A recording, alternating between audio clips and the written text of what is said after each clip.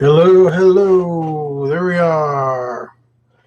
Hello. Can you hear me now? Can you hear me now?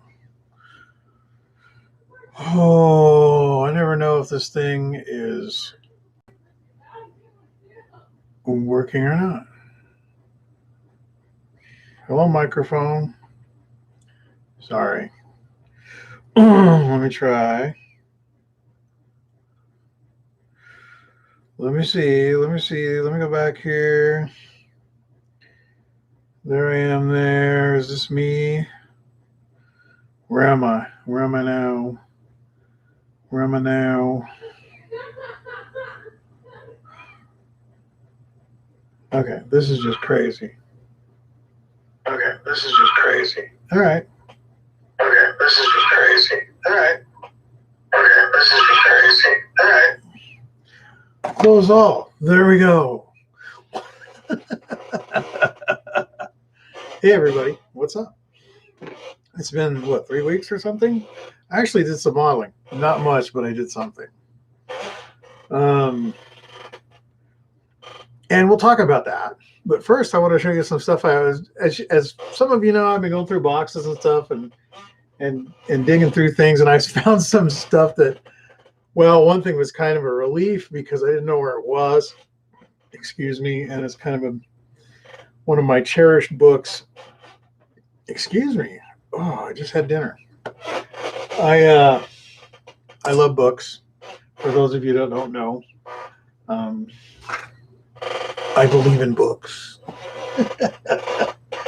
And anyway, I'm going to get a new chair one of these days. This chair drives me crazy. I know it's driving you guys crazy. It's got to be. The new IPMS Journal is out, and it has this 129th Revell X-Wing. I didn't know there was such a thing. I want.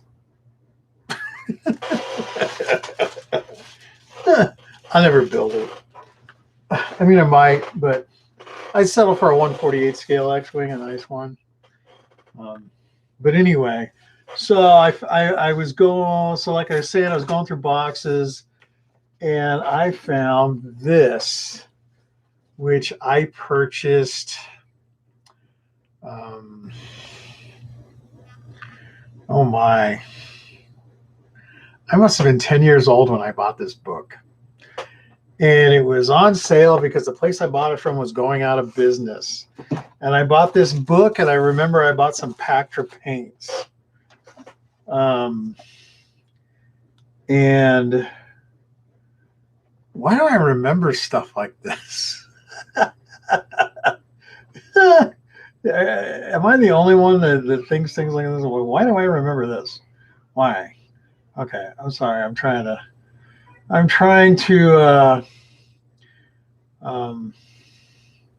Yeah. Okay. That's. I want to. Yeah. Okay. That's. I want to. Yeah. Okay. That's. Stop it. I want to. Yeah. Okay. That's.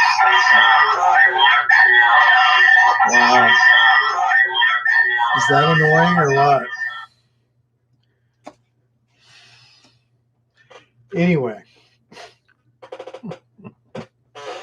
So, Jeff, what's up? So yeah, so this is a cool book. I got this at some hobby store in Orange County when I was like 9 or 10 years old. And it's building plastic models by some dude, by Robert Schleicher, edited by Harold A. Edmondson. Anyway, what's cool about this book is it goes through all the basics. You know, all these old, like this old Hawk Mustang and the monogram 8 scale Corvette, Fujima 72nd scale, Sherman. What is this? This is some dude have all his books out. This is the old Tamiya. The old Tamiya Jeep with the trailer. But one thing that really blows me away about this book goes through and it's just like shows you scale size differences. It's pretty cool. But what's cool is it's got all these old kits, but it has, and there's a section on tools, which is cool, right? Assembly prep and putty and all that. See this? This is putty. We used to use this stuff all the time. Before Tamiya showed up, we used putty.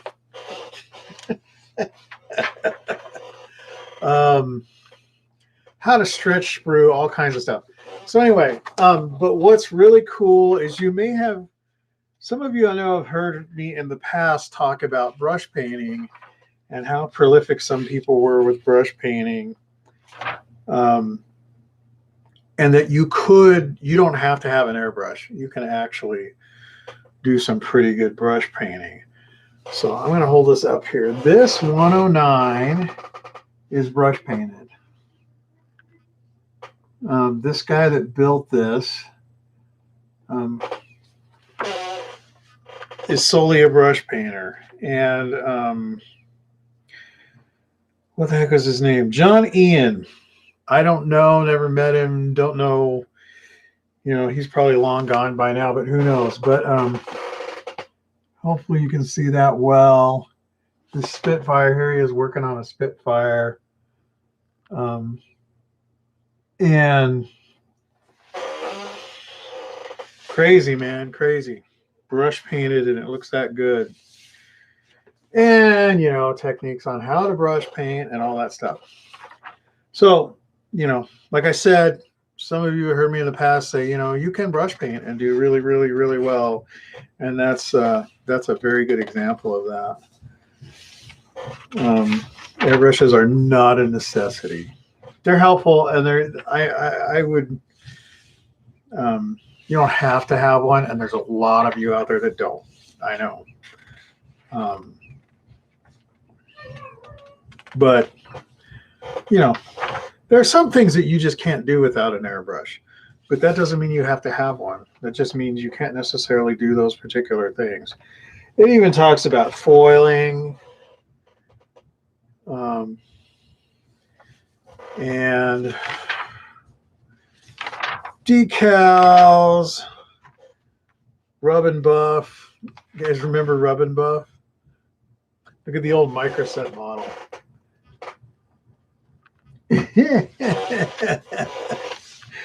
The old Solvaset bottle. Yeah, all this stuff's been around for a long time. But so anyway, and it talks about detailing and some other stuff in here. Making hinges and wiring up your engines. This stuff isn't new. People have been doing this stuff forever.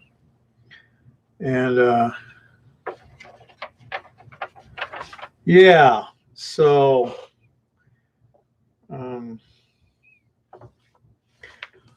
yeah, I was pretty happy to find this because I was like, oh, cool. I haven't seen that book forever and ever and ever and ever. I found some of my race programs too, from like the Camel GT series and whatnot. And I found some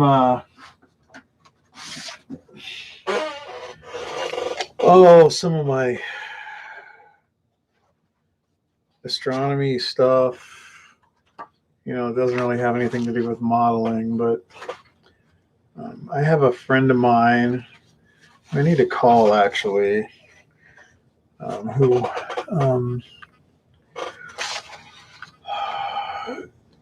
an electrical engineer and designed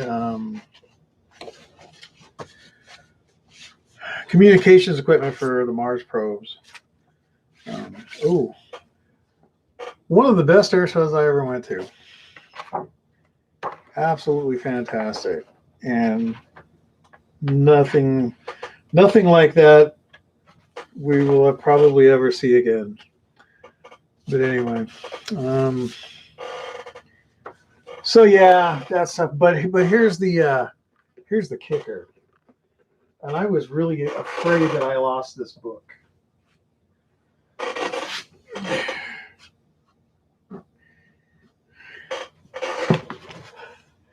United States destroyer operations in World War II. This is actually it's by Theodore Roscoe, and it's published by the U.S. Naval Institute, and it's huge. It's 500 pages, 600 pages, almost 600 pages, but it is chock full of information about combat ops. It's technical information, all kinds of stuff. Nice photos. I'm just flipping through here really fast. That's my daughter. So loud. They're so loud. Why are women so loud? So yeah, it took me a long time to find one of these that was in good shape. And so it's one of those things that I'm really happy to have. And anyway, so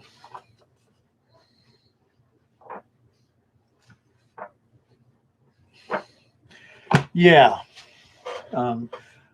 if you're really into ships or U.S. Navy stuff and destroyers specifically, then and you can find one of these, this is definitely worth having, I would say. Did I just say that? I just said that. What else did I find? I found.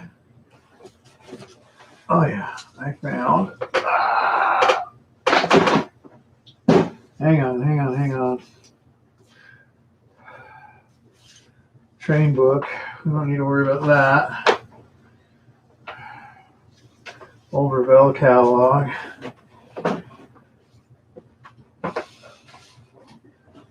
This is an interesting book. I think this is still available. I know it says for HL Railroads, but it's chock full of really good scratch building techniques for buildings, which you can use for any scale. It doesn't matter. So that's why I got it when I was doing model railroading, but it's really useful for lots of things. And why is this? Oh, it's got ripped out and flipped around. So that's another good one to have. But so this is a great book. Tanks and Armored Fighting Vehicles, Visual Encyclopedia. This is like chock full of profiles. It's all illustrations. And it's got everything you can imagine in it.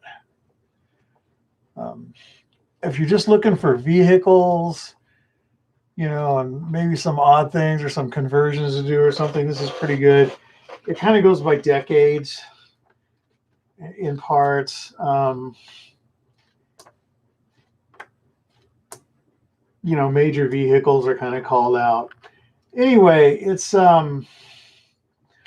pretty neat if you're just kind of, well, for instance, I'm interested in doing a diorama or two at some point of if the Cold War had gone hot. Meaning, something like some T-62s meeting some M-60s somewhere in the Black Forest or something. The problem with doing something like that is that there really aren't any figures available. And I'm not sure that custom sculpting figures is, specifically their uniforms is something that I want to get into. But I might have to if I want to do something like that one of these days. And then finally, the last book we'll talk about Small Arms of the World. And this is exactly what you think it is. It's just, it goes through rifles by country. It goes through small arms by country. So, like, here's Romania. This is what? West Germany. Of course, G3. Anyway, it gives you the breakdowns and the whole 9 yards. But so it's more like an enthusiast book. It's not really something you necessarily use for modeling, but you know, another book for the shelf, I guess, so to speak. Okay, that's it for books. Sorry, I like books. I really do. So I did. I sat down to work on the Coral Sea last night, as a matter of fact, believe it or not. And after a day out and about,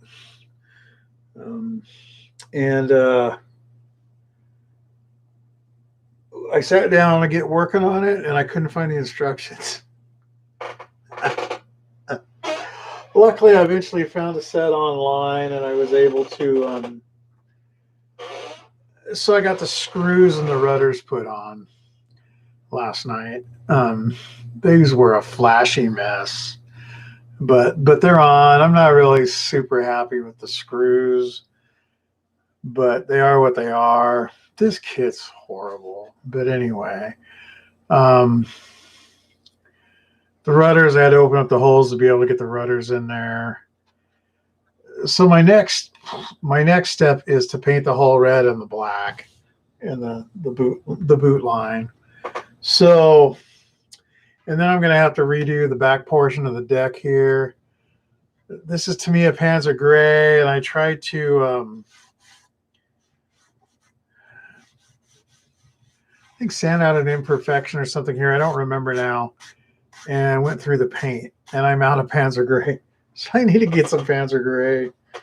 But yeah, you know, this, I was going to do this as a water line, but this is a build from my brother-in-law, and he, his job had something to do with screw number 2. So he wanted screw number 2 to be like gold or something on here, you know, something to separate it out from the rest of the ship.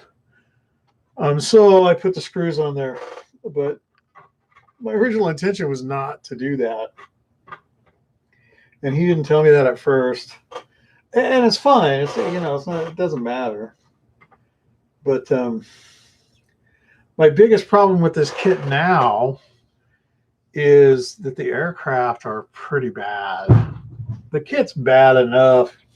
I mean, it'll be all right. I figure if I get some decent aircraft on it, even if they're slightly out of scale, which they're probably going to be, it'll make it a lot better. A lot better. It's 1/800 scale, which is an oddball scale, but I figure I can get some 1/700 scale aircraft and put on there. And it'll be fine. It'll be fine. I mean, there's not that much of a difference, you know, between 1/700 and 1/800. I know they're different, but they're not that much of a difference. So, and it's not really, I'd really like to build one of these from scratch and like 1/350th scale or something, and to get it right. I'm really struggling with this, and I have been for a long time because I don't like it. And I've said before, if you've been along on this ride with this thing, it's like, I know the person that's getting it will be perfectly happy with it, but I don't like it. But anyway, so that's that. As far as everything else that's been going on,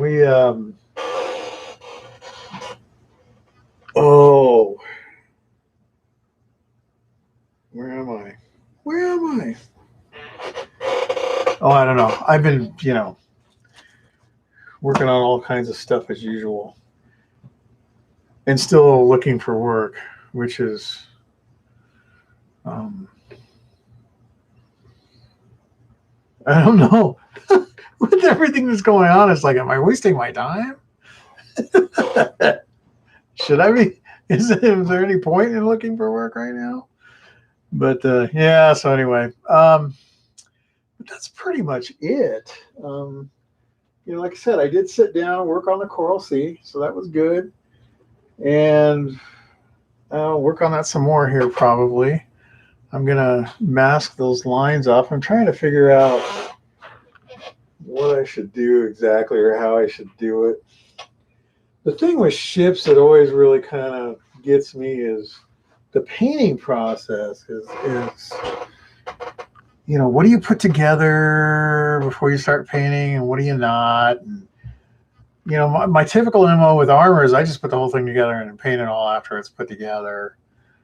Aircraft, I do like everybody else. You do the cockpit up, you seal it up, do everything, but all the stuff that you're going to snap off and paint it and then put all that other stuff on, right? I mean, that's typical aircraft thing. With ships, you really have to look at it and see, what you're gonna, how it's gonna be. Yeah. So really, that's kind of it. That's all I got right now. But I did glue some parts on. Not a lot, but I did glue some parts on. Spent today working on,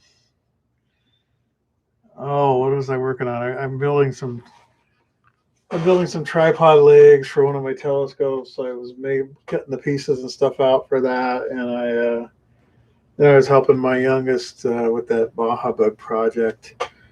That I could. Let me see here. Let me see. Can I show you guys the pictures from my phone because I don't know how else to do it. I'm not using it. I'm just using the YouTube broadcasting thing because I can't. Because why?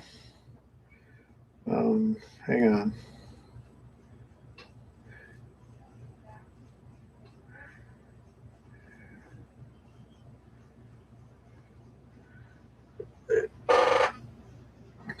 Oh my gosh, really? You retarded thing. I swear these phones are not built for people that have normal sized fingers.